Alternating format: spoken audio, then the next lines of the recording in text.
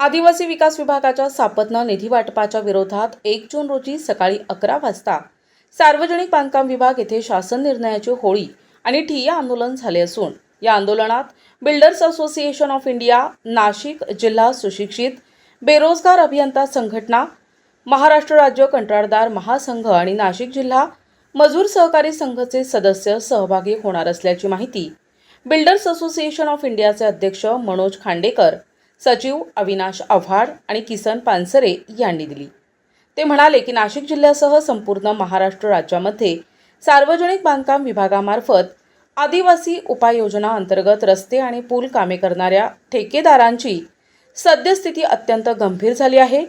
लेखाशीर्ष 50-54-51-17 अंतर्गत नाशिक सार्वजनिक बांधकाम मंडळ क्षेत्रातील सुमारे 2163 कोटी इतकी देयके प्रलंबित असून राज्यभरातील एकूण प्रलंबित देयकांची रक्कम अंदाजे 10,000 कोटी इतकी आहे। मार्च 2024 पासून सदर लेखाशीर्षास अत्यल्प प्रमाणात निधी उपलब्ध होत असून त्यामुळे विकास कामे पूर्ण करूनही ठेकेदारांना त्यांच्या देयकांसाठी दीर्घकाळ प्रतीक्षा करावी लागत आहे।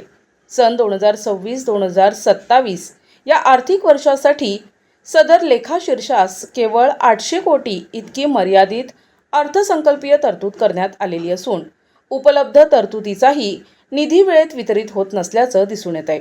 याशिवाय कामनिहाय निधी वितरणामध्ये मोठी तफावत आढळून येत आहे।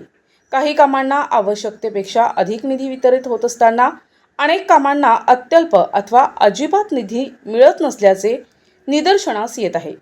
दिनांक 29 मे 2026 रोजी निर्गमित शासन निर्णय क्रमांक सारस्ते 1126 प्रक्र 129/05 अन्वये नंदुरबार जिल्ह्यातील एका कामासाठी रुपये 10 कोटी तसेच गडचिरोली जिल्ह्यातील एका कामासाठी 3.11 कोटी इतका निधी संबंधित मंडळ स्तरावर वितरित करण्यात आला आहे।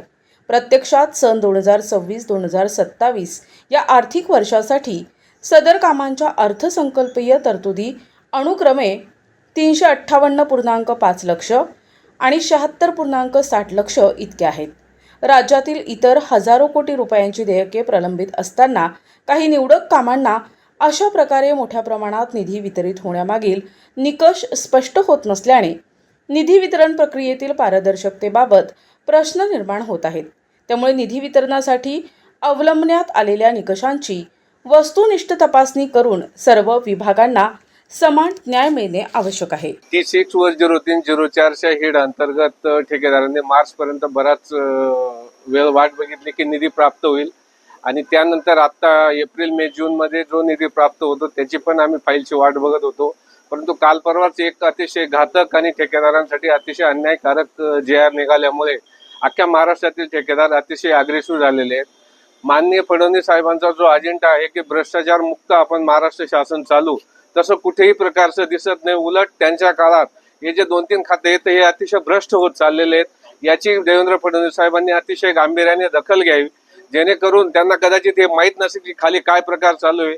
एखाद्या 50 कोटीच्या कामाला 1 लाख रुपये देतात आणि 10 कोटीच्या कामाला 10 कोटी देतात।